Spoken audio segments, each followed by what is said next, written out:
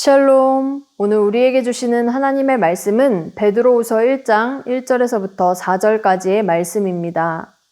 베드로는 예수님의 공생의 기간 중 부르심을 받았습니다. 그리고 그분과 가장 가까이에서 지냈던 제자 중 하나였죠. 그런 그가 이제 자신의 죽음을 앞에 두고 많은 이들에게 남기고 싶은 말이 있어 두 번째 편지를 씁니다. 앞서 예수님은 이 땅에서의 모든 사역을 십자가에서 마치시고 하늘로 올라가셨습니다.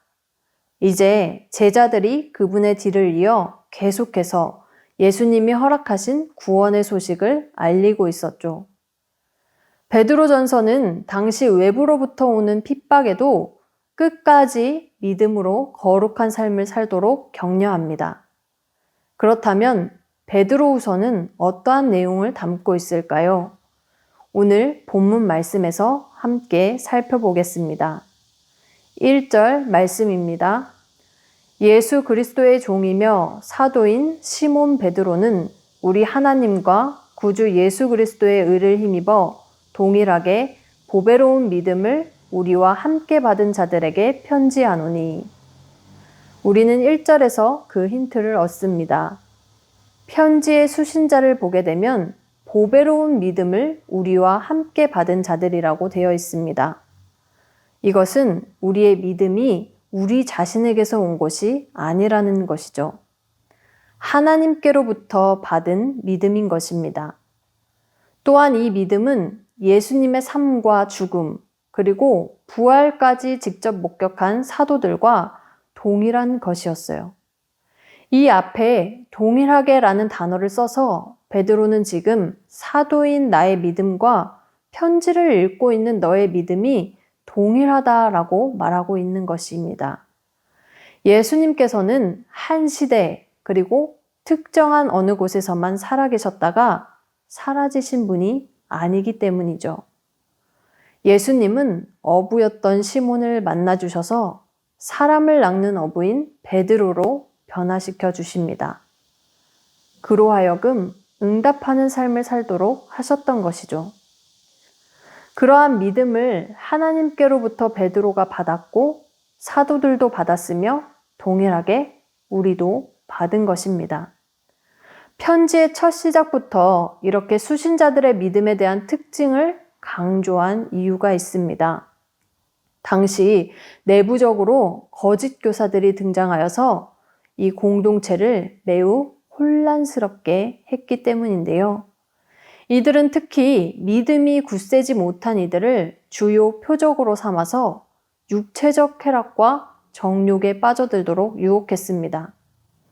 또한 믿음은 그저 지식에 불과한 것으로 그렇게 여기며 지금의 삶과는 전혀 상관이 없다고 주장하기도 했습니다. 나아가 그리스도의 재림을 부인함으로 하나님의 최후 심판도 무시한 채 현재만을 바라보며 살게 했던 것이죠. 베드로는 이러한 공격에 직면한 이들에게 거짓 교사들의 미혹에 넘어가지 말고 그리스도를 아는 믿음에서 더욱 자라가라고 권면하고 있는 것입니다. 말씀을 읽는 우리 모두도 동일하게 하나님께로부터 받은 이 믿음을 가지고 오늘도 힘차게 살아가야 할 것입니다. 현재를 살되 예수님께서 다시 오실 때까지 믿음의 확신과 소망으로 살기를 원합니다. 2절 말씀입니다. 하나님과 우리 주 예수를 알므로 은혜와 평강이 너희에게 더욱 많을지어다. 아멘. 여기서 말하는 암이란 일반적 지식보다 그 의미가 더 강한 표현으로 정확하게 이해하다, 알다라는 뜻입니다. 즉 우리가 하나님의 하나님 되심과 우리를 향한 예수님의 사랑을 알면 알수록 은혜와 평강은 넘쳐난다라는 말이 되는 것이죠. 오늘 하루도 하나님께 받은 이 믿음을 가지고 하나님과 예수님의 사랑을 더욱 알기를 사모하는 우리 모두가 되기를 소망합니다. 3절 말씀입니다. 그의 신기한 능력으로 생명과 경건에 속한 모든 것을 우리에게 주셨으니 이는 자기의 영광과 덕으로서 우리를 부르신 이를 알므로 말미암으니라. 그렇게 하나님께서 우리도 생명과 경건에 속한 삶으로 부르셨던 것입니다. 주신 믿음을 가지고 그 삶으로 나아가길 초청받고 있는 것인데요. 4절 말씀입니다.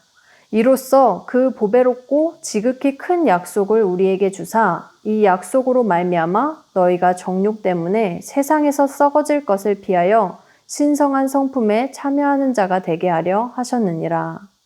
끝내 하나님의 성품에 참여하는 자로서 하나님의 부르심에 응답하는 이 삶을 살게 됩니다.